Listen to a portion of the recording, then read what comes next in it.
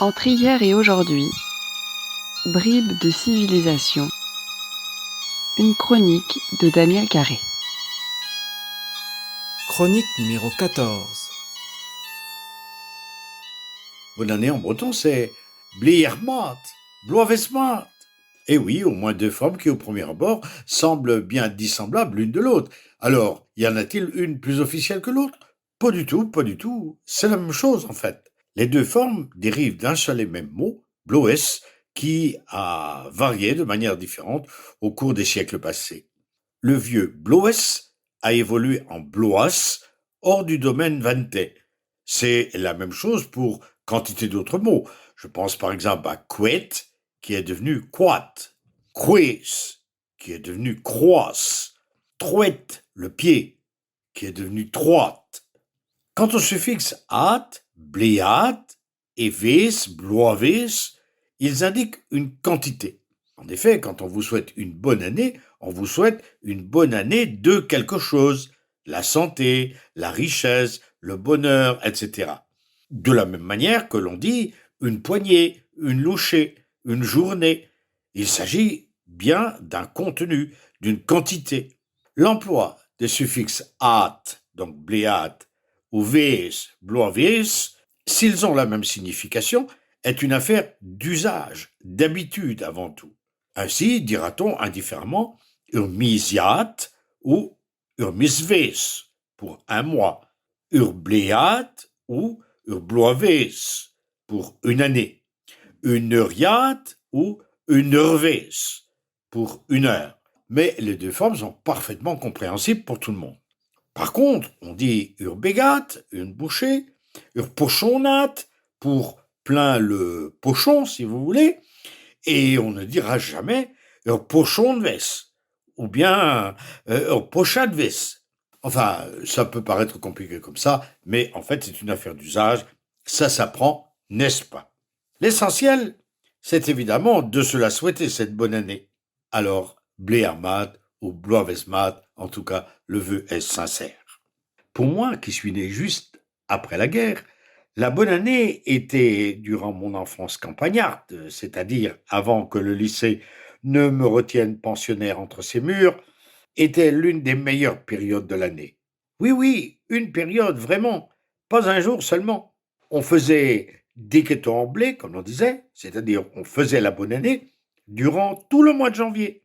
Bien sûr, au sein de la maisonnée, entre voisins, etc., on offrait ses vœux le jour de l'an, ou dans les jours qui suivaient, à la première occasion, n'est-ce pas? Et attention à ne pas oublier de le faire, surtout si votre interlocuteur était plus âgé que vous. Dougeance, monsieur Deo. Du respect, s'il vous plaît, les amis.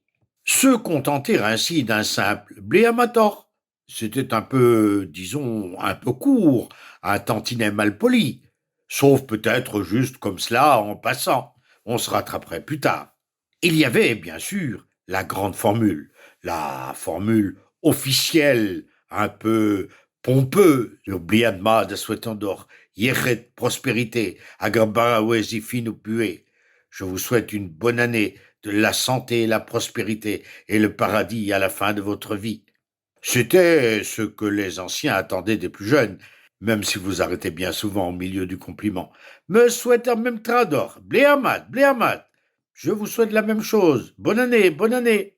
N'empêche que, je me souviens parfaitement, alors que je devais avoir 7 ou 8 ans, m'être entraîné auparavant à la donner bien comme il faut, cette formule.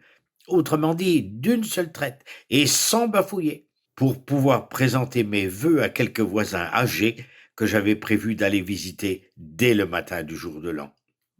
Je crois m'être bien tiré. J'ai en tout cas le souvenir d'être reparti à chaque fois avec une pièce ou une belle pomme ou un biscuit quelconque. Les adultes, les amis et connaissances utilisaient entre eux des formules nettement plus fleuries, disons. Urbliama das Watandor, Varchagish Tagunor.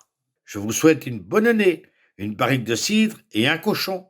Ou bien encore, Urbliama das Watandor, une tambara chigmor. Je vous souhaite une bonne année, un morceau de pain et du lard. On voit tout de suite quelles étaient les préoccupations essentielles du quotidien. Bien sûr, ces mêmes adultes ne vivaient pas seulement de pain et de lard. Certains autres besoins, considérés eux aussi comme essentiels, n'étaient pas toujours absents des vœux adressés. Chaque fois, quand ils l'étaient, c'était d'une manière détournée, à cause du bois vert, comme l'on disait, rouet de glace, les enfants, si vous préférez, dont les oreilles traînaient toujours par là. Je ne me souviens pas avoir connu de groupe de quêteurs s'en allant de village en village souhaiter la bonne année. Par contre, je me rappelle parfaitement avoir envié des camarades qui s'en allaient ainsi frapper à toutes les portes du village ou du bourg. Moi, je n'avais pas le droit. Que voulez-vous? Chez nous, les enfants étaient tenus. On n'allait pas courir comme ça. Non, mais il arrivait que la porte de la maison reste fermée, ou bien encore que les enfants n'obtiennent ni pommes, ni piécettes, ni gâteaux. Ils s'en allaient alors en criant ouh, ouh, blia kaucha, blia fouir, à logo de l'anjouler. Année de merde, année de chiasse et des souris plein le grenier. Nous en reparlerons la prochaine fois. D'ici là, qu'en avons une berre.